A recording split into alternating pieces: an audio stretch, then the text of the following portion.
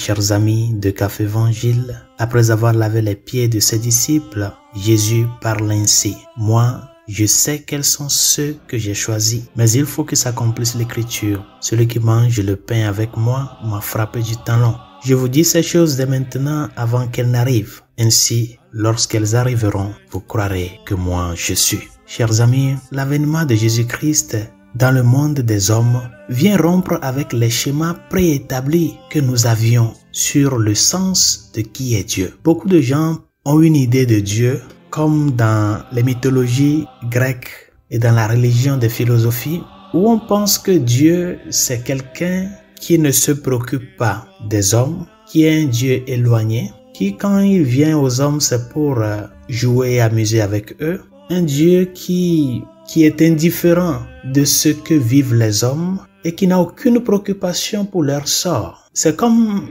un Dieu qui est juste là à titre honorifique. Et par conséquent, chacun n'a qu'à faire sa vie comme il veut. Si le moment vient et ce Dieu apparaît, bon, on va jubiler avec lui. Et donc, ce sont des idées de la philosophie grecque que beaucoup de gens encore aujourd'hui ont sur la réalité du divin. Mais l'avènement de Jésus-Christ dans notre humanité est venu rompre ce schéma-là, ces prétentions que nous avons. Et c'est pour cela la première des choses que l'évangile de ce jour nous enseigne, c'est cette assurance que le Christ nous donne de qu'il nous connaît. Il connaît tout un chacun de nous.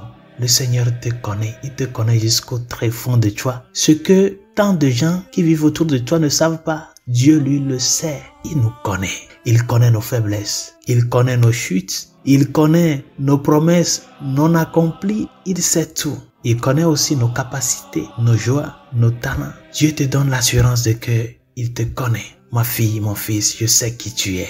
Et malgré ce que tu es, malgré tes chutes, malgré ces zones d'ombre que tu as dans ta vie, je t'ai choisi. Il t'a choisi, non pas parce que tu es le meilleur, sinon parce qu'il est venu te faire meilleur.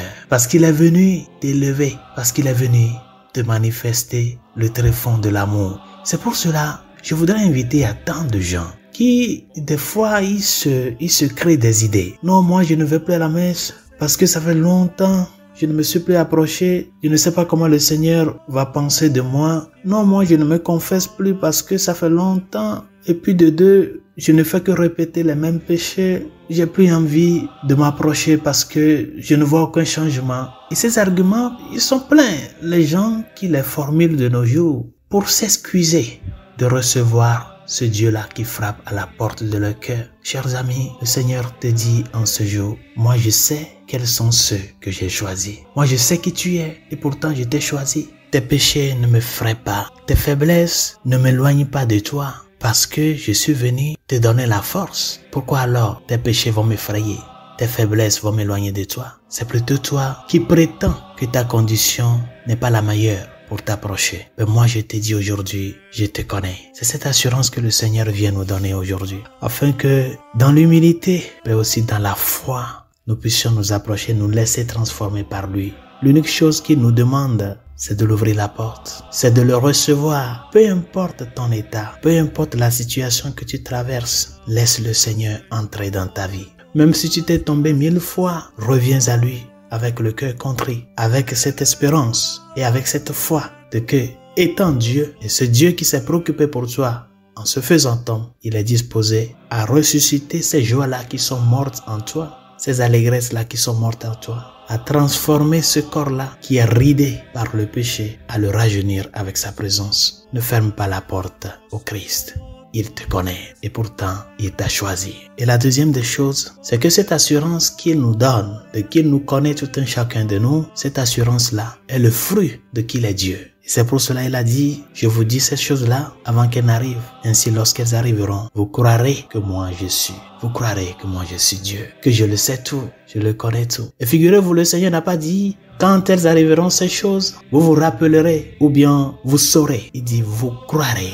C'est-à-dire votre foi doit parvenir à croître en ma personne comme Dieu. Parce qu'il n'y a aucune situation qui me dépasse. Chers amis, c'est la grande joie et la grande espérance du christianisme. C'est un Dieu qui est venu rompre les schémas préétablis que nous avons dans nos têtes et se faire proche, ami. ami de pécheurs, ami de publicains, ami des personnes marginalisées par le péché, les fardeaux de la vie. L'unique chose qu'il vient nous demander à tout un chacun de nous, c'est de ne pas avancer des arguments pour nous éloigner de lui. Parce que celui qui est la source et la vraie source de notre bonheur et du salut, c'est lui. À toi de tout ouvrir et le Dieu Seigneur, c'est ce que je suis. Je me présente à toi dans mon état actuel de ce que je suis, afin que toi, qui es venu transformer mon humanité à la lumière de la tienne, tu puisses agir selon ton vouloir et selon ton dessein de salut que tu as apporté à l'humanité. Bonne journée, Dieu vous bénisse.